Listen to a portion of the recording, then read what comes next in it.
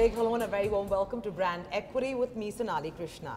Well, today's a rather special episode. I'm in Thane and I am in Mondelez International's 10th Global Innovation Hub. That's what I think they call it. But to give me more clarity on what exactly this place is, it's a really large innovation center. I'm joined by none other than Rob Hargrove, and he is the Global Head of Research, Development and Innovation. Am I correct? That's right, yes. Yeah, many thanks for joining us on Brand Equity and ET Now.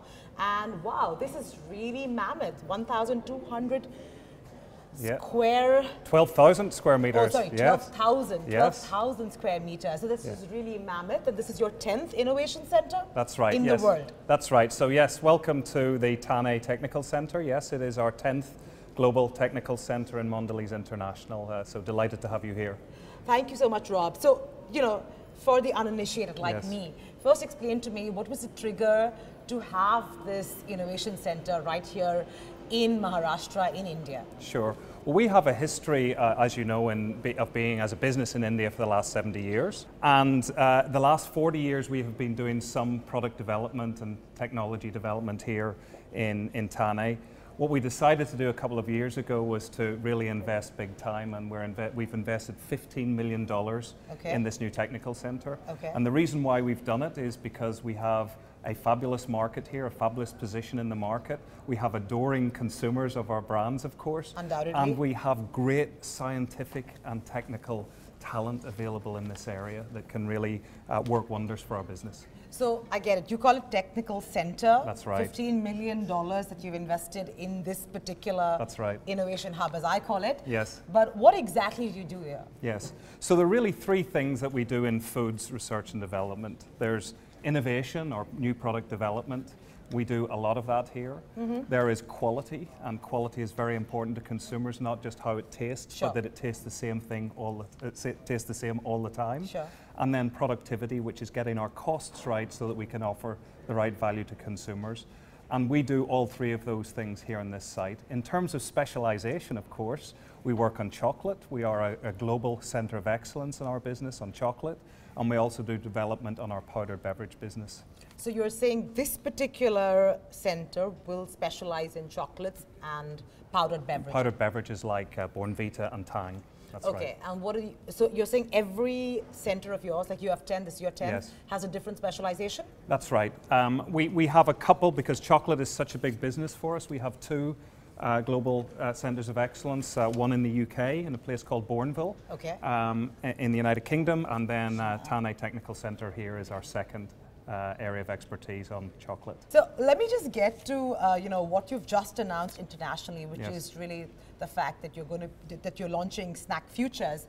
And that's going to be a big play going forward. Talk to me a little bit about, you know, how Snack Futures came about and why that's going to be increasingly the game changer for Mondelez International. Sure. Yes, so lots of big announcements at roughly the same time. Yes, Snack Futures is a venturing arm of Mondelez where we're looking at invention of new innovations, but we're also looking at venturing. Increasingly, we are seeing a lot of entrepreneurship in the world of food development, and we want to really partner at a local level with entrepreneurs to really drive our business forward and create new products that we can launch into markets and indeed into multiple markets around the world eventually.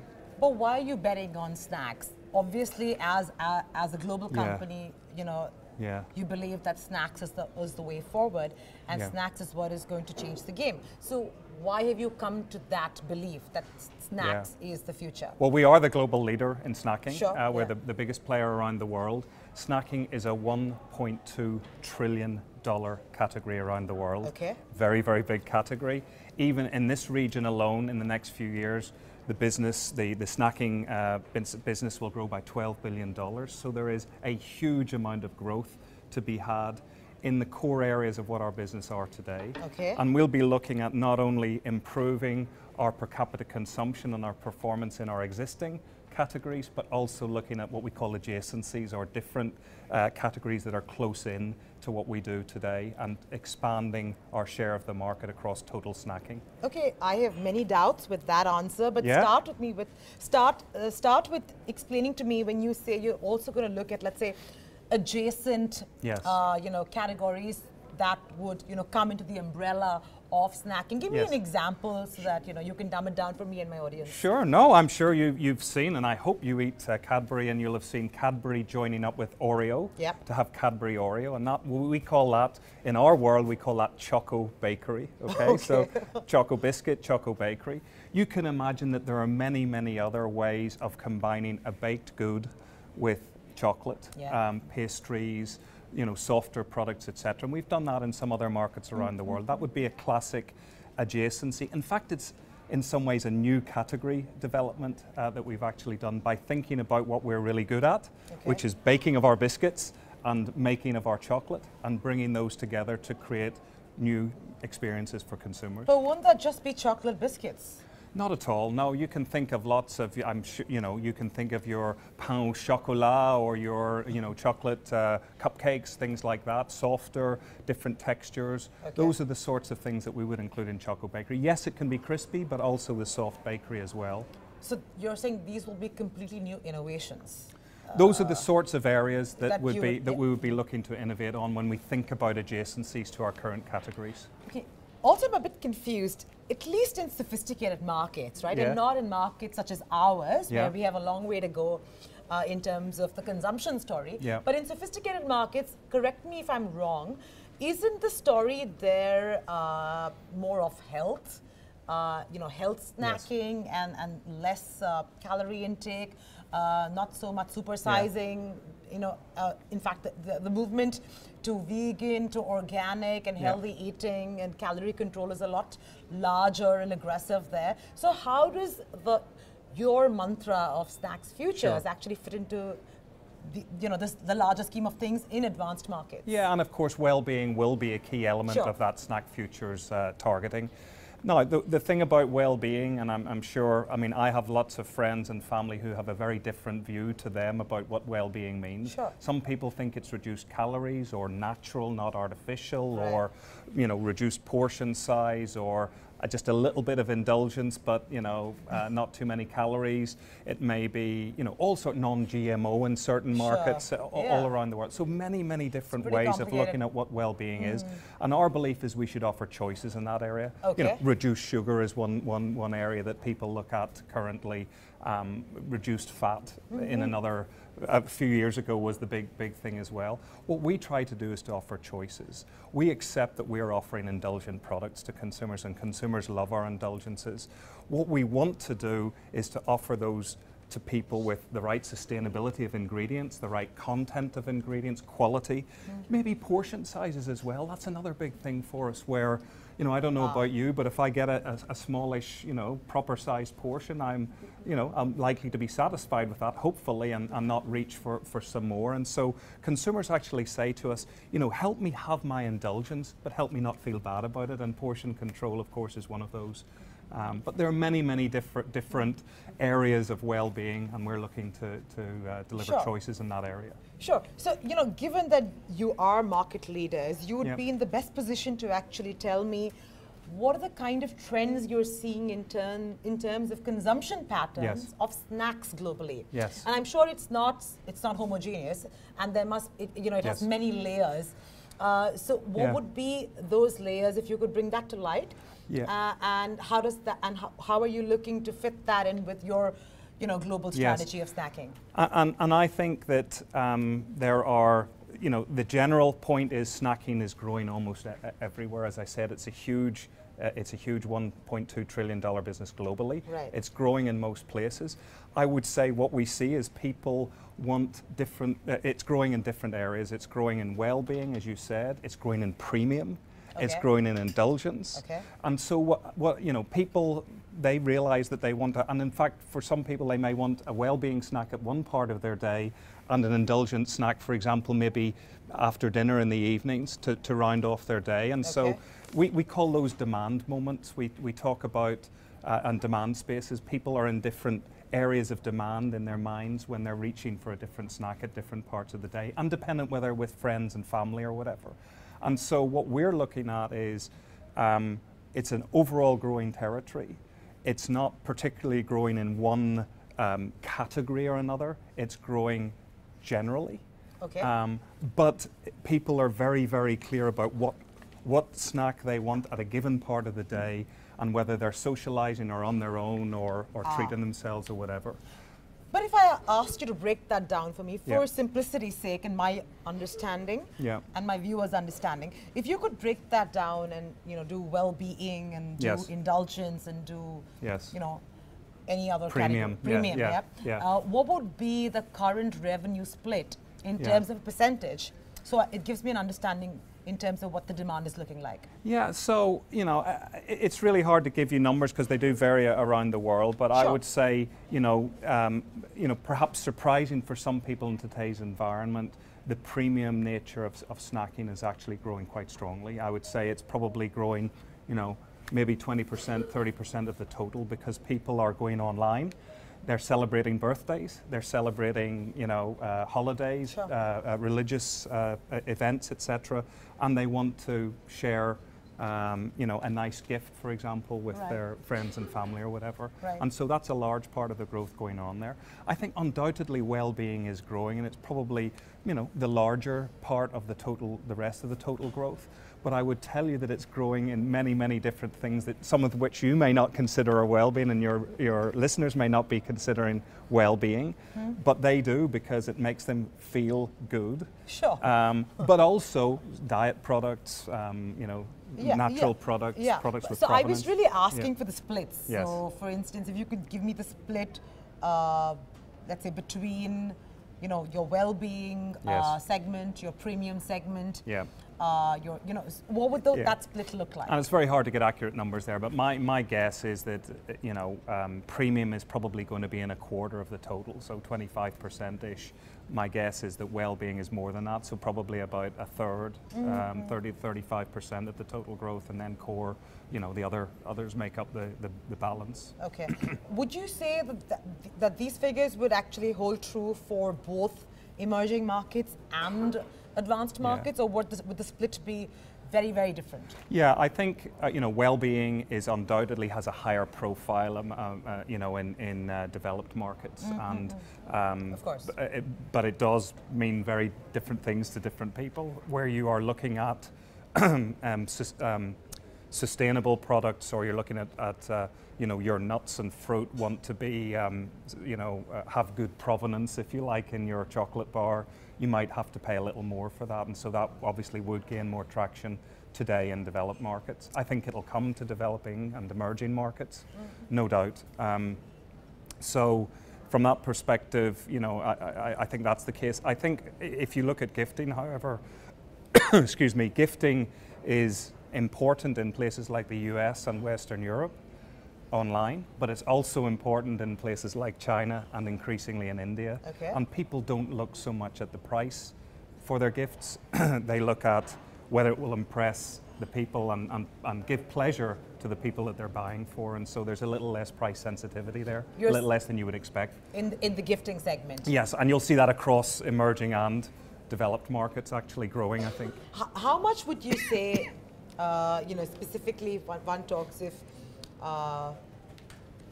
your contribution from, let's say, online versus offline, and I'm only talking about your sophisticated markets, not EMs, has that actually significantly gone up? Yes. Because traditionally you'd only shop online for things that are more in ticket value.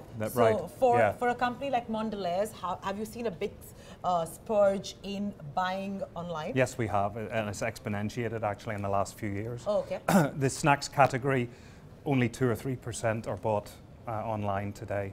But our business is past $500 million on online sales, well on its way to $1 billion by 2020. That's our commitment. Okay. And that's about 4% of our total, 4 or 5% of our total business, 4% of our total business. Pretty significant. Yes, so it's really building. And what would you say the story is in emerging markets? A long way to go, right?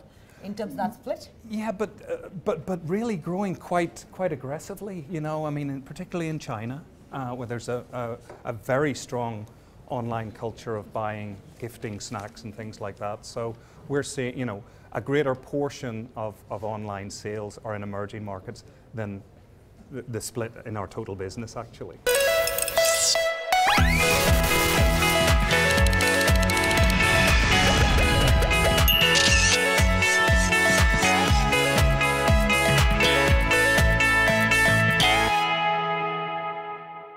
I'm also interested in, figuring out what you really mean by you're looking to reinvent some of your company's smaller brands. So yes. When you mean reinvent, what exactly do you mean and how are you going to reinvent them? I find it quite interesting that we have some smaller brands around the world that if somebody else owned them, we might be more interested in them in some ways and we might be investing in them more.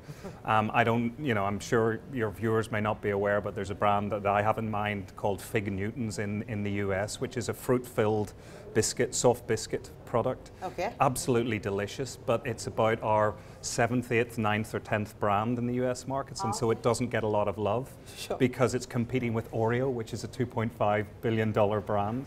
Now, if a small entrepreneur owned that brand, they might love it a lot more, and we're trying to think a little bit more entrepreneurial about what an entrepreneur might do. They might advertise it more, they might take it online and really focus on digital marketing, for example, and so that's the idea behind reinventing. Wow, that's really interesting. Yeah. So how would you do that? So let's say you have, this is a very interesting case study. Yeah. It's 9th in the pecking order. Yeah. You want to give it more love and you want to ensure that it's more successful. Yes. What will you do? You might decide, you would look at the marketing segmentation, so you might decide you want a certain series of product formats. Maybe you say they need to be more authentic, they need to have more obvious fruit credentials, if you like. So you might change the product to match with a certain consumer need. Then you might say, well, the people who want to eat these sorts of products typically do their shopping online. So you might create a digital marketing campaign. And you might then create a small space where a couple of marketers and one R&D person together are working hard on that brand, and they're treating it, if you like, as their company.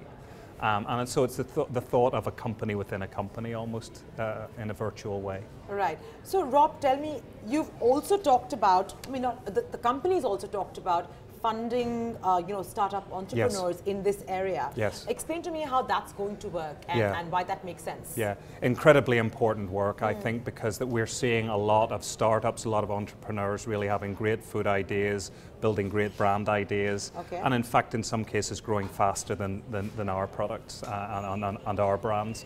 And so our vision is to work with those entrepreneurs at a very early stage.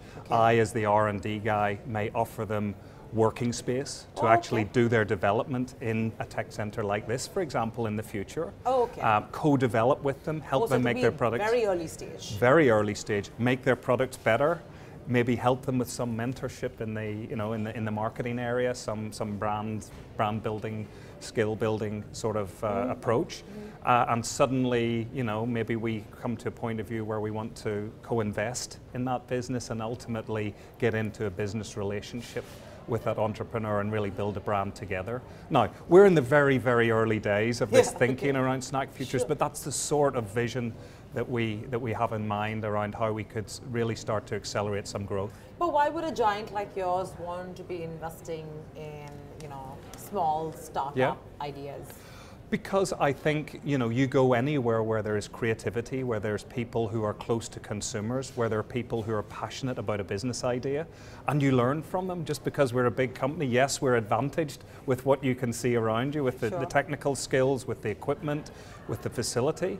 But we also have things to learn, maybe in terms of really getting close to our consumers and really tuning fantastic consumer ideas and innovation ideas. So we should take ideas wherever they are created. So would this funding concept percolate across the world, or this is currently restricted to just a few markets? Yeah, and it really is in the very early days, and we are going forward with a very, very small staff to start off with, a core staff of marketers and some other functional experts to help them, design, manufacturing, potentially if we want to get up on small scale.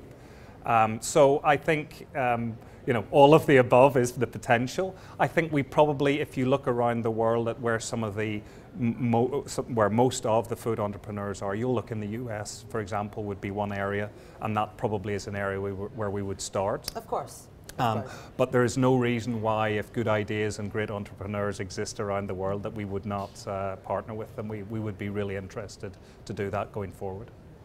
Give me a sense, this particular center that we're sitting in Thane, will this cater to world needs or more region needs? Yeah, both is the answer. I mean, our intent is that we will be certainly focusing on the needs of our business units in Asia, and that's where a lot of our work will come in. We have got some great innovations here already that we would be looking to have, go out into other regions around the world. If you look at Cadbury Fuse Bar, which was developed for the Indian market and developed with a lot of the talent that is now sitting in here, there's no reason why that can't be successful around the world, and we're looking at other opportunities for that. Okay, so the thing that we will do is focus on some of the Asian business units' needs to start off with. As and when we get traction, we're successful, then obviously, you look around the world. What I've found in my career is that there are a lot more similarities with consumer tastes around the world than there are differences. So there may be different spice needs or slightly different fruit flavors that people like, but fundamentally, if a product tastes good and hits the spot with people, whether they're in India or in Australia or in the United Kingdom, you've got a good chance of some good success. But prove the success at a local level first, and then make it bigger around the world. Give me some sense of what we can expect from the Mondelez table on the shelves when we go shopping, let's say in 2019, which is around the corner. Well, you mentioned earlier about Snack Futures, and as Tim Cofer, our Chief Growth Officer, announced that yesterday, he talked about hoping that we will be seeing some of the fruits of that labour as early as 2019. As the R&D guy, I was a little bit scared of that. So that's only a few months away. But we are looking to accelerate and go into what we call test and learns with these entrepreneurs, which is where you might go into, take a good product concept, a good brand concept, and maybe go into a small, in the US, for example, a retail chain or a small part of the country, and make small amounts of product and just test those with various consumers. So I'm not going to make any promises about specific products. I know you want me to tell you that, but no specific products at this point in time, but that will be the way. We will be testing rapidly, iterating, finding our feet, learning, and then progressing and making them bigger and bigger. Can we expect anything in India as well, or not for the moment? I think you will get, yes, we innovate for India all the time. One of my favorites this year, as an example, was the Cadbury with mango, which was a special edition this year that did very, very well. And who knows, you may get to see that for longer time next year. But there will be all sorts of innovation coming out, and you'll obviously please look at the shelves and see what's out there. But we're constantly innovating. In terms of the Snack Futures work, it'll take us a while to get up and running, to get to scale, but we certainly expect to be influential from 2019 onwards. And what are you expecting specifically from the India market in terms of contribution to Mondelez International from an innovation standpoint? Yeah. Certainly from a growth standpoint, it's clear. I mean, India is a growing market for us, a significantly growing market for us, and coming off a small base of eating occasions. I mean, Indian consumers only eat 100 grams of chocolate a year. Yeah, you have a long way to go. Our friends in Germany and France will eat kilograms and not grams, let's just say that. So, we're looking for that to build. We think that's it'll be driven by innovation. It'll be driven by just access in India, in the various villages and geographies around India, greater access to our existing products. And so a combination of, if you like, making our existing products available and innovation, India will continue to be a big driver of our growth in our $5.7 billion AMEA region. Fair enough. On that note, thank you so much, Rob. This was truly my pleasure. Great to meet you. And all the very best going forward. Thank you very much.